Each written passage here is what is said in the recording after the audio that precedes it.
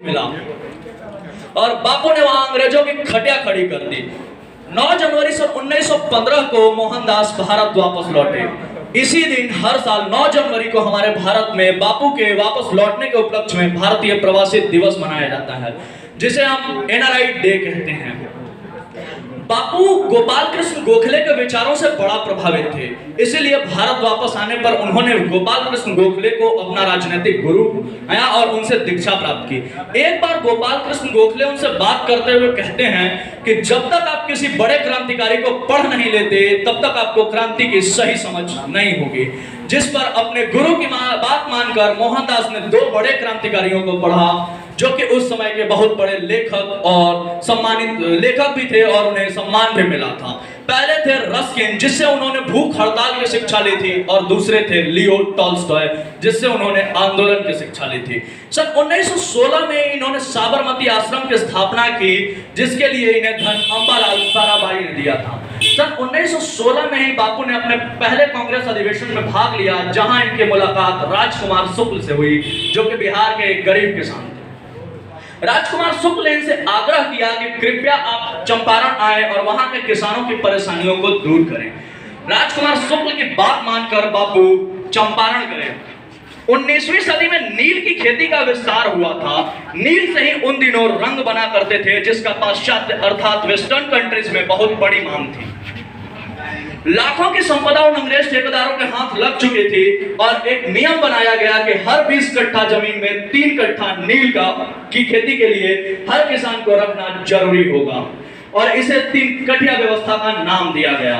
20वीं सदी के प्रारंभ में जब केमिकल रंगों का उत्पादन हुआ तो नील की मांग कम हो गई। फिर भी यह परंपरा चलती रही, क्योंकि वहां के गरीब किसानों को बलित किया जाता था कि आप मोटी रकम देकर ही 3 कट्ठिया सिस्टम को छोड़ सकते हैं। चंपारण और कुछ आसपास के इलाकों में इन निलहे साहबों का निष्कंटक राज्य था। उन दिनों जिस रास्ते पर साहब की सवारी जाती थी, उस पर भारतीय अपने जानवर नहीं ले जा सकते थे। अगर कभी यदि किसी रैयत के यहाँ शादी विवाह या कोई उत्सव होता तो उसमें गरीब किसानों को अपने घर से नजराना भेजना होता था। अगर कभी रैयत बीमार पड़ जाए तो उसे गरीब किसानों से चंदा वसूली होती थी। अगर रैयत हाथी खरीदता था तो वहां पे जनता को अपनी गाड़ी कमाई से कुछ न कुछ हिस्सा देना पड़ता था। चंपारण रैयत में एक गांव था अमोलवा, जिसकी कोठी के साहब का नाम था एमन। भीषण आतंक था उस समय एमन साहब का। किसी भी रैयत की झोपड़ी में आग लगा देना, कभी भी किसी भी रैयत को उजाड़ देना, यह उसका रोज का काम था। आतंक और दैन समृद्धि और बेबसी के उस आलम में सन 1917 में अप्रैल मास में एक बिजली सी कौंधी। चंपारण में बापू के चमत्कार की कथा स्वयं राजेंद्र बाबू ने अपने शब्दों में लिखी है। स्वतंत्र युद्ध के महानाटक के उस नंदी पाठ में मानो सूत्र रूप में संघर्ष और विजय की सारी गाथा ही समा गई हो। जगदीश चंद्र माथुर जी अपने निबंध बोलते क्षण में इसका वर्णन करते हुए लिखते हैं कि जब मैं 1962 में उन जगहों के रज लेने पहुंचा जहां सन 17 में बापू ने आंदोलन किए थे, तो वहां मेरी मुलाकात रामनवमी प्रसाद से हुई। रामनवमी प्रसाद और राजेंद्र बाबू उन दिनों बापू के साथियों में अग्रगण्य हुआ करते थे। एक बार की घटना का जिक्र करते हुए रामनवमी प्रसाद जी उन्हें बताते हैं कि एक दिन किसी गांव में जाना था और किसानों की शिकायतों का अध्ययन करने बापू के साथ उन्हें किसी गांव जाना था। दूर जाना था, दोनों हाथी पर सवार थे और कड़ी धूप थी। तभी बापू ने गांव की दुर्व्यवस्था को दूर करने में शिक्षा के महत्ता पर अपने विचार प्रकट किए। उन्होंने कहा, जब तक ग्रामीण बच्चों को शिक्षा की व्यवस्था नहीं होगी तब तक केवल आर्थिक समस्याओं को सुलझाने से काम नहीं चलेगा। इसके बाद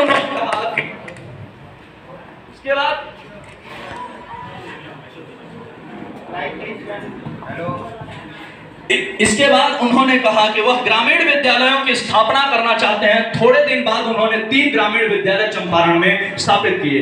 इन विद्यालयों के आदर्श के बारे में बापू ने एक पत्र लिखा चंपारण के तत्कालीन अंग्रेज कलेक्टर को, जिससे कि शिक्षा संबंधी उनके आदर्शों पर प्रकाश पड़ती है। बापू ने लिखा, मैंने किसी भी प्रकार की नकल पाठ्यक्रम नहीं चालू किया है, क्योंकि मैं तो पुरानी लीग से हटकर चल रहा हूं।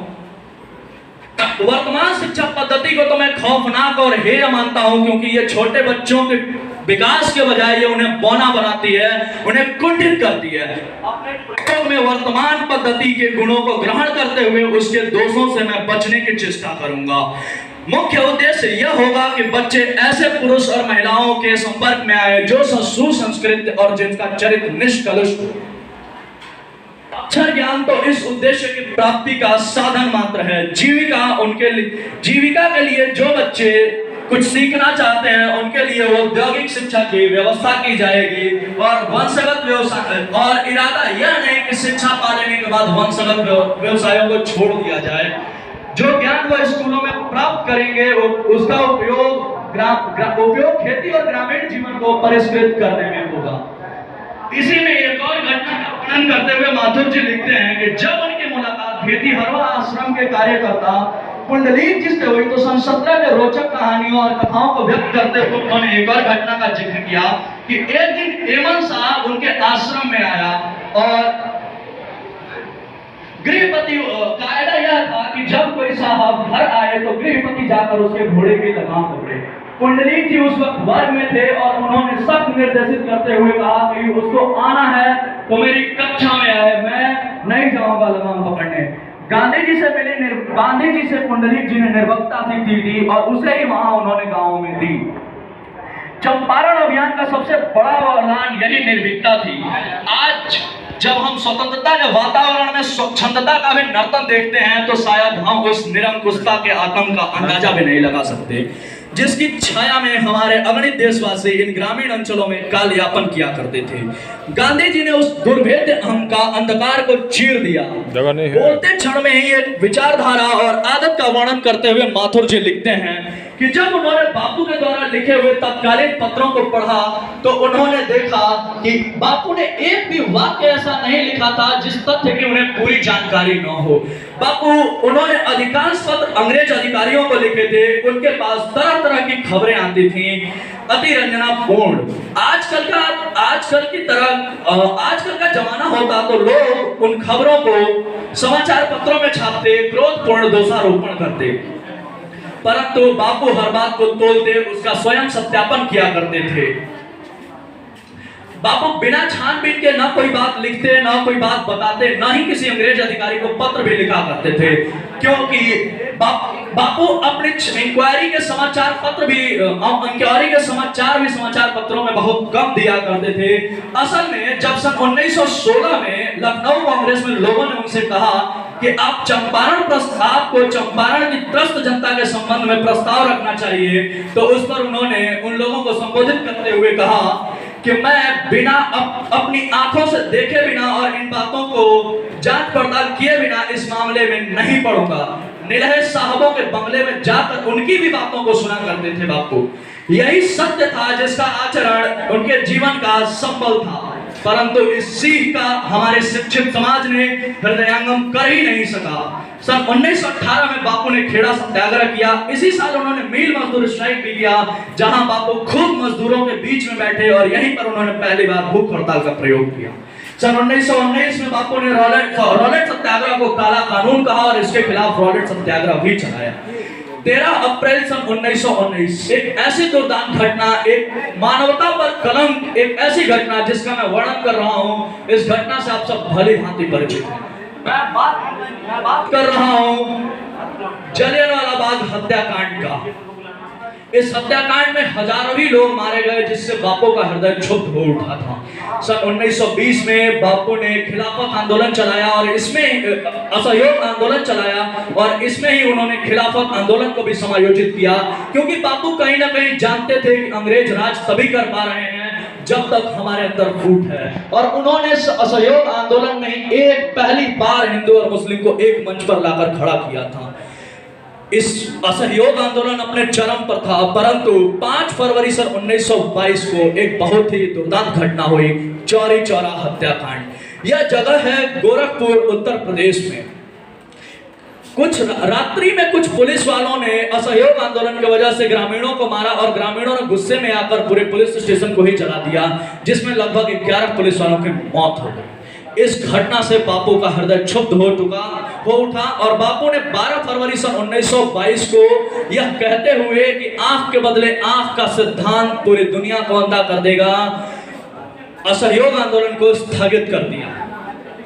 10 मार्च 1922 को बापू को अरेस्ट कर लिया गया और उन्हें 6 साल की सजा सुनाई गई। बापू जानते थे कि इस वक्त मेरी देश को सख्त जरूरत है, इसलिए बापू ने छोटी बीमारी का बहाना बनाया और बाहर वापस आए।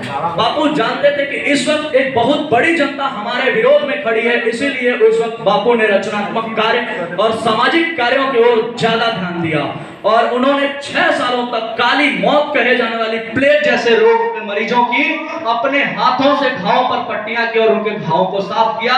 इसके साथ साथ वो उनके बीच में रातें भी बिताया करते थे। तत्पश्चात बापू सन 1924 में बेलगाम अधिवेशन के अध्यक्ष भी बने और 6 साल तक समाज की पूरे मन और तमन्ना से सेवा की। आप लोग जानते हैं कभी एक समय था जब बापू हैट कोट पहना करते थे, लेकिन क्या आप जानते हैं वो हैट कोट पहनने वाला गांधी कैसे छोटे से धोती में सिमट गया? आइए एक छोटी सी घटना बताते हैं। बात है सन 1917 की, जब बापू चंपारण गए थे। वहां की व्यवस्था देखकर और वहां अस्वच्छता देखकर बापू ने कहा कि यहाँ अगर स्वच्छता नहीं होगी तो लोग ऐसे ही मरते रहेंगे। इसके बाद एक दिन की बात है, बापू एक नदी के किनारे खड़े थे और उस पर से रेल गुजर रही थी और उसी नदी में एक औरत स्नान कर रही थी। बापू ने देखा कि वो औरत रेल के गुजर जाने का इंतजार कर रही है और उसकी साड़ी किनारे पर पड़ी हुई है। यह देख बापू तुरंत समझ गए कि इस औरत के पास एक से अधिक कपड़े नहीं हैं। तत्पश्चात बापू ने अपनी चुनरी निकाली और उसे उस औरत की ओर प्रवाहित कर दिया। वह चुनरी ओढ़कर वह औरत नदी से बाहर निकली और बापू का आभार व्यक्त किया। इसके बाद बापू ने यह प्रण लिया कि जब मेरे देशवासियों के पास एक से अधिक कपड़ा नहीं तो मैं भी आज से एक से अधिक कपड़ा नहीं पहनूंगा। एक और घटना इसी से संबंधित है। बात है खेड़ा मिल मजदूर सत्याग्रह की। जब उन्होंने मजदूरों की स्थिति को देखा तो उनका हृदय विदरित हो उठा। उन्होंने देखा कि जितनी बड़ी मेरी पगड़ी है उतने में 4 लोगों का तन ढका जा सकता है। तत्पश्चात बापू ने अपनी पगड़ी निकाली और उसी वक्त शपथ लिया कि मैं आज के बाद कभी पगड़ी नहीं पहनूंगा। धीरे धीरे ऐसे ही करके सन 1930 तक हैट कोट पहनने वाला गांधी, एक बैरिस्टर गांधी, एक छोटे से धोती में सिमट के रह गया। इसके बाद बात है सन 1930 की, दांडी मार्च। ऐसा था कि अंग्रेजों में दुर्दांत स्थिति का वर्णन करने में हर कोई असमर्थ था। जब जो कर पहले नमक पर 24% लगा करता था उसको अंग्रेजों ने बढ़ाकर 100% कर दिया, जिस पर बापू ने उनसे अनुरोध करते हुए कहा कि आप नमक पर कर 2400% न करें, क्योंकि यह हर एक इंसान की जरूरत है, हर एक घर की जरूरत है। यह बात, उनके अनुरोध की बात अंग्रेजों ने न सुनी और उन्होंने मना कर दिया, हम ऐसा नहीं करेंगे। इसके पश्चात बापू ने खुद साक्षात्कार करके अपने साथ 78 लोग चुने। वो 78 लोग जिनसे बापू ने पूछा कि अगर इस रास्ते में आपको यातनाएं भी सहनी पड़ेंगी, मार भी पड़ेगी, तो क्या आप उसके लिए सज्ज हैं? तो उन 78 लोगों ने एक स्वर में कहा था, हाँ बापू हम सज्ज हैं। और वहां से शुरू हुआ था, साबरमती आश्रम से शुरू हुआ था दांडी तक की यात्रा। पूरे 256 किलोमीटर 26 दिन शुरू हुआ था 12 मार्च को और लोग पहुंचे वहां 6 अप्रैल को। और बापू ने वहां पहली बार अपने हाथों से नमक बनाया और जब बापू ने पीछे मुड़ कर देखा तो उनके साथ सिर्फ 78 लोग नहीं, 20,000 की भीड़ खड़ी थी, जिसको देखकर बापू ने इस दांडी मार्च का नाम सविनय अवज्ञा आंदोलन किया।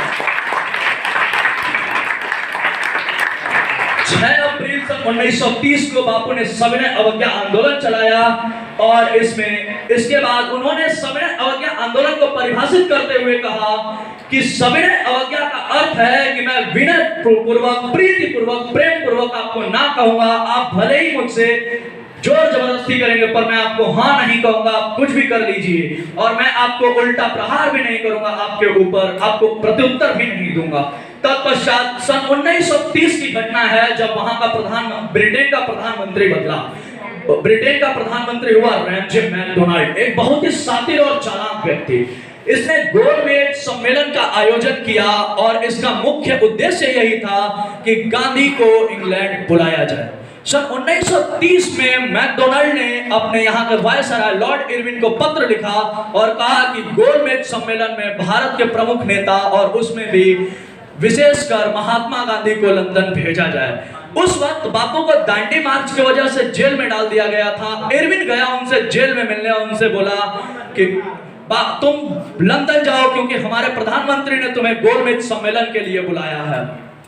बापू ने साफ मना करते हुए कहा कि नहीं, मैं गोलमेज सम्मेलन में नहीं जाऊंगा। इसके बाद इरविन ने क्रोधित होकर अपने महाराज को, अपने प्रधानमंत्री को दोबारा पत्र लिखा और कहा कि गांधी जाने के लिए तैयार नहीं है। तत्पश्चात रैमजे मैकडोनाल्ड ने उन्हें फिर से दोबारा पत्र लिखा और कहा कि गांधी का आना अनिवार्य है। इस बात पर इरविन दोबारा गया उनसे मिलने, तो गांधी जी ने उनसे 12 मांगे रखी। उन 12 मांगों में प्रमुख मांग थी भारतीय कैदियों को छुड़ाना। एक कलंक लगा, एक अवहेलना हुई बापू के ऊपर। सन 1931 में एक मृत्यु का झूठा आरोप लगा बापू के ऊपर। मैं जिस मृत्यु की बात कर रहा हूँ, मृत्यु भगत सिंह के फांसी की बात करना चाहता हूँ मैं। ना जाने कितने सारे लोगों को यह भ्रम है कि भगत सिंह की फांसी अगर बापू चाहते तो रुक सकती थी। जी, मैं इसका बिल्कुल समर्थन करता हूं। अगर बापू चाहते तो भगत सिंह की फांसी बिल्कुल रुक सकती थी और बापू ने ऐसा किया भी, पर बापू से एक छोटी सी गलती हो गई इस काम को करने में। आइए बताता हूं वो गलती क्या थी। जब बापू ने इरविन के सामने यह कहा कि आप हमारे जितने भी कैदी हैं उन सबको रिहा करेंगे, तो इरविन ने उन्हें लिखते हुए कहा कि मैं सारे राजनैतिक कैदियों को रिहा करूंगा। ध्यान दीजिएगा, बापू ने कहा था सारे कैदियों को रिहा करेंगे और इरविन ने कहा था मैं सारे राजनैतिक कैदियों को रिहा करूंगा। राजनैतिक कैदी को परिभाषित करते हुए इरविन ने कहा वो कैदी जो चुपचाप बिना हथियार उठाए सत्याग्रह कर रहा हो, आंदोलन कर रहा हो, अपनी मांग रख रहा हो, न कि जो बीच असेंबली में बम फोड़े, किसी अंग्रेज अधिकारी के ऊपर गोली चलाए, वो कभी भी राजनैतिक कैदी नहीं है। बस यही एक छोटे से शब्द की त्रुटि हुई बापू से और इरविन ने चालाकी से भोर में ही भगत सिंह को फांसी चढ़ा दी और इसका कलंक लगा बापू के ऊपर कि बापू ने चाहा ही नहीं कि भगत सिंह की फांसी रुके। ऐसा कुछ नहीं था, बापू ने अपना 100% दिया था। इसके बाद बापू सन 1931 में दूसरे गोलमेज सम्मेलन में पहुंचे, जहां रैमजे मैकडोनाल्ड अपनी चतुरता का प्रदर्शन करते हुए उसने कहा कि मैं दलितों को एक नया क्षेत्र दूंगा, परंतु इस बात पर पूर्ण रूप से कोई निर्णय नहीं हो पाया दूसरे गोलमेज सम्मेलन में।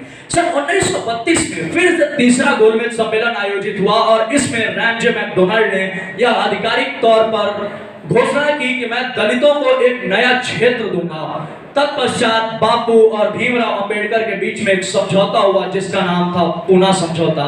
इसमें बापू ने भीमराव अंबेडकर जी से कहा कि आप दलितों के लिए एक अलग क्षेत्र की मांग न करें, आप दलितों के लिए अलग क्षेत्र न बनाएं, क्योंकि ये अंग्रेज जानते हैं फूट डालो और राज करो की नीति, और ये यही अभी भी चाहते हैं।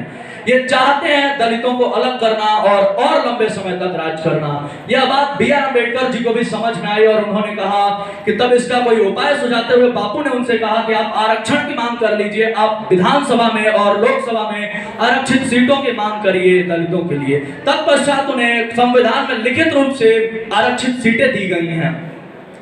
इसके पश्चात बापू पूना समझौता के बाद बापू फिर 1940 में बापू ने व्यक्तिगत सत्याग्रह चलाया, जिसमें उन्होंने प्रत्येक व्यक्ति से कहा कि आप व्यक्तिगत रूप से सत्याग्रह करिए, आप व्यक्तिगत रूप से अवहेलना करिए। जिसके पहले सत्याग्रही हुए जवाहरलाल नेहरू और दूसरे सत्याग्रही हुए विनोबा भावे। सन 1940 के बाद सन 1942 में इस आंदोलन का नाम पड़ा भारत छोड़ो आंदोलन और सन 1942 में सिंगापुर में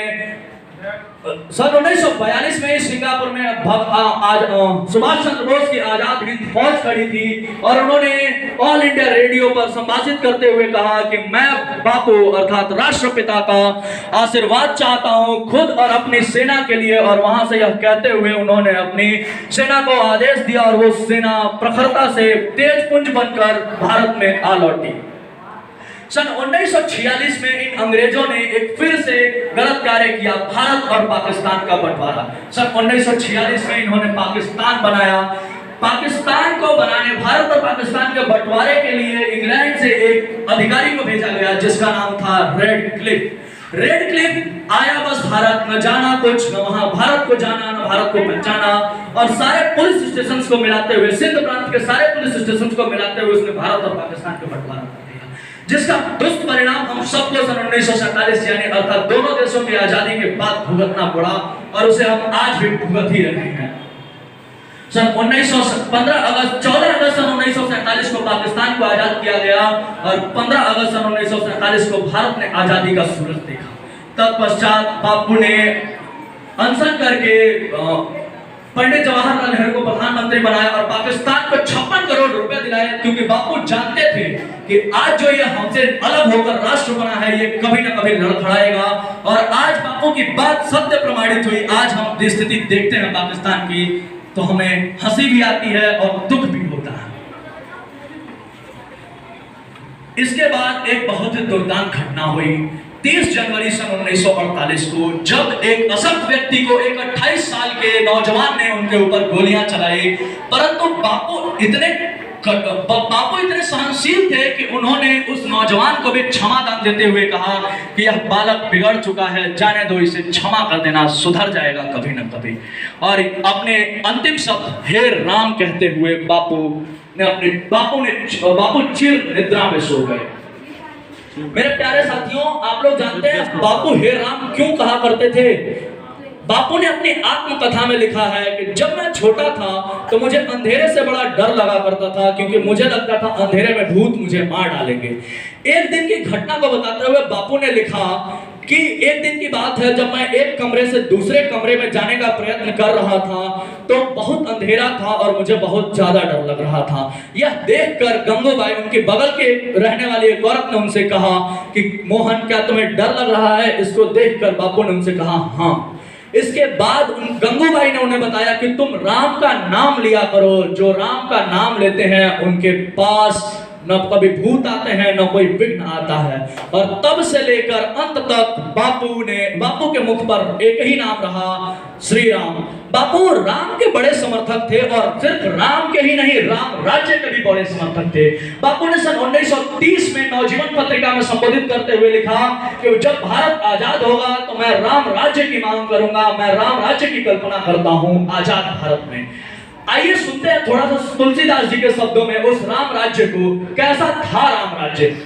दैहिक दैविक भौतिक तापा, राम राज नहीं काहु व्यापा, सब नर करहि परस्पर प्रीति, चलहि स्वधर्म निरत सुति नीति, चारियु चरण धर्म जग माहि, पूरी रहा सपनेहु अगमाहि, राम भगति रत नर अरु नारी, सकल परम गति के अधिकारी, अल्प मृत्यु नहीं कवनो पीरा, सब सुंदर सब बिरुज शरीरा, नहीं दरिद्र को दुखी न दीना, नहीं को अबुध लक्षण हीना, सब निदम्ब धर्मरत पूनी, नर अरु नारी चतुर सब गुणी, सब गुण गण्य पंडित सब ज्ञानी, सब कृतज्ञ नहीं कपट सयानी। राम राज्य जो गोस्वामी तुलसी बाबा ने की है।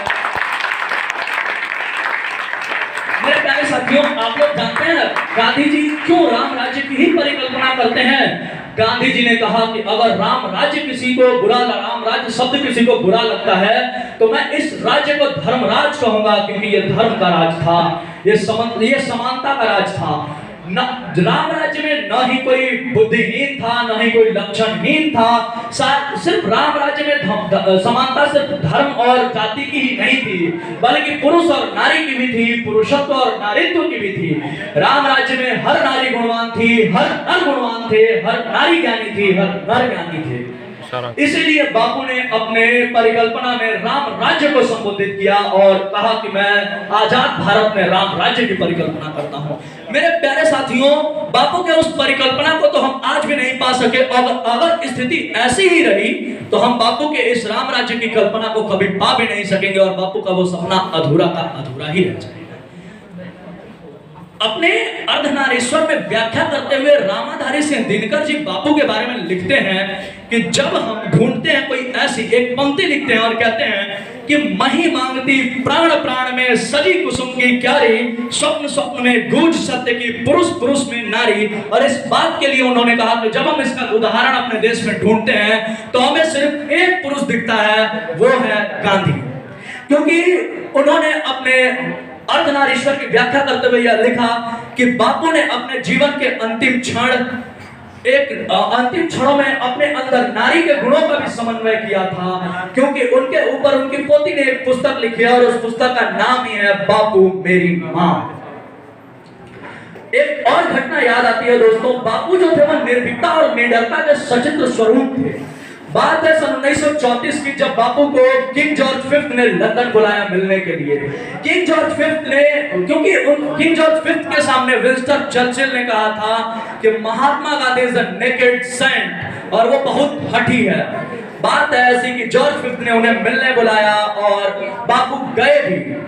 जब आप दोस्तों, एक बात है कि जब आप लोग किसी बड़े अधिकारी अथवा कभी भी राजभवन जाएंगे तो आप लोगों को एक प्रोटोकॉल दिया जाता है जिसे आपको फॉलो करना होगा, अर्थात आपका ड्रेस कोड, आपका इस इशारे पर आप उठेंगे, इस पर बैठेंगे, आप कभी भी महाराज से आंखें नहीं मिलाएंगे। यही प्रोटोकॉल जॉर्ज फिफ्थ के सेक्रेटरी द्वारा बापू को भी भेजा गया और बापू ने प्रोटोकॉल पढ़ा भी, और उसमें एक चीज बहुत हाईलाइटेड तरीके से लिखी गई थी, वो थी कि आप ग्रे या ब्लैक सूट में आएंगे। पर हमारे बापू तो निर्भीकता और निडरता का सचित्र स्वरूप थे, वो कहां ब्लैक सूट और ग्रे और ब्लैक या ग्रे सूट में जाने वाले थे। बापू गए जॉर्ज फिफ्थ से मिलने अपने वही लंगोटी में, अपने वही धोती में। बापू की बग्गी पहुंची जॉर्ज फिफ्थ के राजमहल में और जॉर्ज फिफ्थ के सेक्रेटरी आया और उन्हें बग्गी से उतरने को बोला। बापू बग्गी से उतरे, यह देखकर जॉर्ज फिफ्थ का सेक्रेटरी परम क्रोधित हुआ और बोला कि क्या तुम ऐसे ही आए हो, और वह चला गया अपने महाराज के पास। उसने कहा, महाराज यह गांधी तो उसी अब अर्धनग्न अवस्था में आया है, उसी धोती में आया है। तो जॉर्ज फिफ्थ ने कहा, चर्चिल कहता तो था कि यह हठी है, पर हमें नहीं लगता था कि यह इतना हठी होगा जो हमारे बातों की भी अवहेलना करेगा। तो फिर उसके सेक्रेटरी ने उससे पूछा कि महाराज क्या हम बुलाएं उसे या वापस भेज दें। तो जॉर्ज फिफ्थ ने बापू की खिल्ली उड़ाने के लिए कहा कि बुलाओ उसे, मैं भी एक बार उससे मिलना चाहूंगा, देखूं तो उसे है कौन की। बापू, उनका सेक्रेटरी गया, बापू को बुला लाया। बापू पहुंचे जॉर्ज फिफ्थ के सामने। दोस्तों, ये इंग्लैंड ना आज का है, नहीं है भारत आज का है, ये इंग्लैंड उस समय का था जब इंग्लैंड के एक इशारे पर न जाने कितने सर धड़ से अलग हो जाया करते थे। उस इंग्लैंड और उस दुनिया में सबसे ताकतवर व्यक्ति के सामने खड़ा था भारत का एक 80 वर्ष का अशक्त व्यक्ति, जिसके दुनिया का सबसे कमजोर व्यक्ति। और उस सशक्त व्यक्ति ने, उस जॉर्ज फिफ्थ ने बापू से प्रश्न किया कि क्या तुम्हारे पास कपड़े नहीं हैं? बापू ने बड़ी संजीदगी से उत्तर देते हुए कहा कि मेरे और मेरे पूरे देश के कपड़ों को तो आपने चुरा कर पहन लिया है, तो मैं क्या पहनूंगा महाराज। यह देखकर स्वयं जॉर्ज फिफ्थ भी लज्जित हुआ और आज उसी जॉर्ज फिफ्थ के म्यूजियम में हमारे बापू का वही अर्धनग्न अवस्था में पुतला लगा हुआ है, जिसे आज भी लोग जो काम कर रहे हैं। और आज भी इंग्लैंड के स्कूलों में, आज भी इंग्लैंड के यूनिवर्सिटीज में बापू के लिखी किताबों पर पीएचडी कराई जाती है और वहां के स्टूडेंट उन्हें प्रोफेसर पढ़ते भी हैं। बापू सिर्फ भारत के लिए नहीं बल्कि पूरी दुनिया के लिए एक महान रत्न थे। एक छोटी, अब मैं अपनी वाणी को विराम देना चाहूंगा कुछ पंक्तियों के साथ कि क्षमादान से दिया था उत्तर उस अशक्त ने नौजवान के प्रहारों का। क्षमादान से दिया था उत्तर उस अशक्त ने नौजवान के उस प्रहारों का। मानवता ने देखा था नर्तन उस दिन नृशंसित व्यवहारों का। मानवता ने देखा था नर्तन उस दिन नृशंसित व्यवहारों का। क्षुब्ध हो चुकी क्रांति थी, क्रुद्ध हो चुकी शांति थी, जब वो आंखें सोई थी। मानव की तो बात छोड़ दो, मानव की तो बात छोड़ दो, परम धीर मही भी या परमशील धरती भी उस दिन बिलख बिलख कर रोई थी, बिलख बिलख कर रोई थी। जय हिंद, जय भारत।